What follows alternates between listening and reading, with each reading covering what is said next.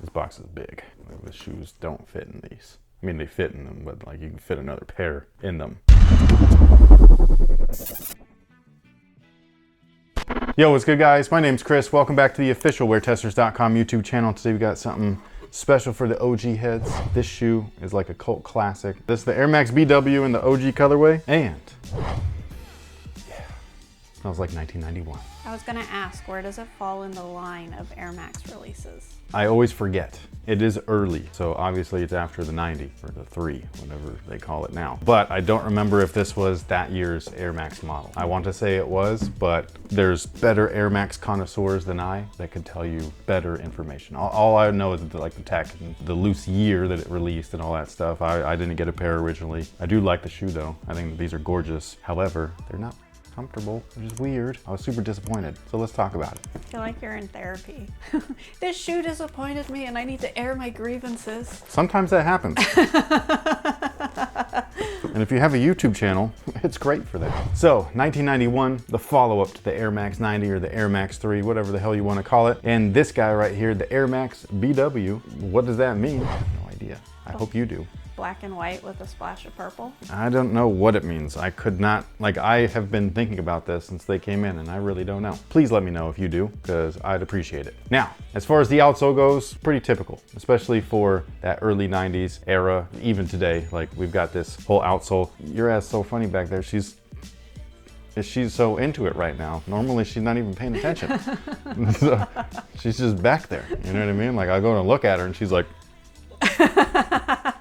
so, yeah. I had a really juicy text message earlier, okay? All right. Anyways, we've got that heritage style outsole, that waffle pattern, all those lugs all over the place. They look great. They look like what we've come to expect. Nothing too out of the ordinary there. In fact, it looks very similar to the Air Max 90, at least from here up. I do really like this little tag right there though. What would be the hang tag, which does not come with these, but came with the Air Max 90 or Air Max 3, but that's right there at the bottom. I think it's really dope. The midsole itself and the tech specs, at least the original ones, they're supposed to be the same as the Air Max 3. So we got a polyurethane midsole with a visible air sole unit in the heel and then an encapsulated one right there in the forefoot. Now the encapsulated one has these flex grooves in it. So that's what the unit looks like, is it's got these little grooves in there, but there's air in between. They can move around. But I was expecting these to be just as comfortable as the Air Max 3 Recraft or Air Max 90 Recraft. And these feel like the ones that I got at the outlets, like however many years ago in that How to Lace Your Sneakers video, which means they feel like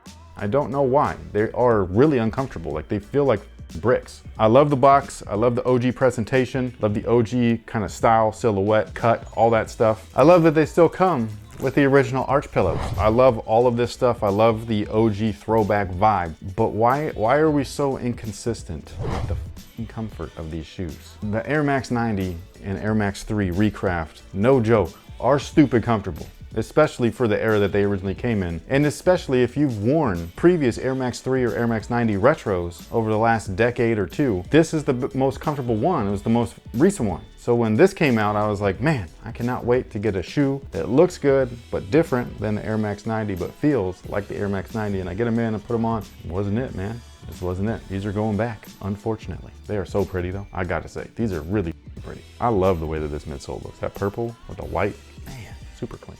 Now, the original air sole unit in these guys was supposed to be the biggest air sole unit visible at the time, which was something that they did a follow through with the previous year, because that was what the Air Max 90 was all about back in the day. The Air Max 1 kind of started it with the visible air, and then we had the Air Max 90, more air. This guy right here, even more air, which is what it says right there on the little ad. Well, it says even more Air Max, but you know what I mean. That's such horrible English. That's why I just left it at even more air. It sounded better in my mind. Air even more max. But yeah, and then we got this beautiful little campaign right here where they're comparing the old and the new. I think it's pretty cool. I like this stuff a lot. I think it's dope. I even have this original booklet that I don't know if it came with the shoe or not, but it's got all the tech specs and all the great information. And then we got that cool breakdown that's very similar to what we got in certain Air Jordan 3 retros before the Nike Air stuff, where they included this card that originally came with the Air Jordan 3, where you would open it up and it would give you a full breakdown, blown out view just like this of what you just bought. Why that didn't come with the Nike Air versions, I don't know. But you know, consistency is everything. And this brand is consistently inconsistent. Yes, they are. Now the upper on these guys is pretty much a synthetic build, just like what we come to expect, especially back then in the 90s. Everything was supposed to feel premium, but be very lightweight because this was a performance shoe. So what we have here is synthetic nubuck or synthetic suede, AKA felt. Don't know why they went this route. It is what it is. It's not bad or anything, especially when it's in this color, the black. It's probably not gonna get dirty. I know that our like 90s and stuff, like they get pretty trashed pretty quickly because it's the light gray. However, that shoe look good when it's dirty, I gotta say. You just cry for a minute and then you move on and you're thankful that you made it through. Unless it's the first day you wear them and you happen to go grocery shopping and you keep kicking the wheel and it makes that mark right there, gosh. That's the worst. Now the white sections look like leather, but they're not. It is a synthetic material. The mesh build obviously is a synthetic, it's a textile, so nothing special there. Then we have this like micro molded mesh collar, which is probably my favorite part. It moves on up to the tongue where we have, I don't know what they would call this, but it's kind of like a vac tech. Like it's like sucked into the whole thing and it just looks really cool. And then my favorite aspect of the shoe is actually the swoosh. It's a little rubber piece. I just really like that kind of stuff. It feels like a toy. I love it. Also, the portion of the back where it's all connected, where it says Air Max, that's all one big old piece. So this swoosh to this swoosh is one piece of rubber. It's so cool. Man, the 90s were dope. Now, as far as sizing is concerned, I did order my true size. However, they do feel like they're a little long. It's a little weird though, because I can only stick one finger in the back, which we're going there again.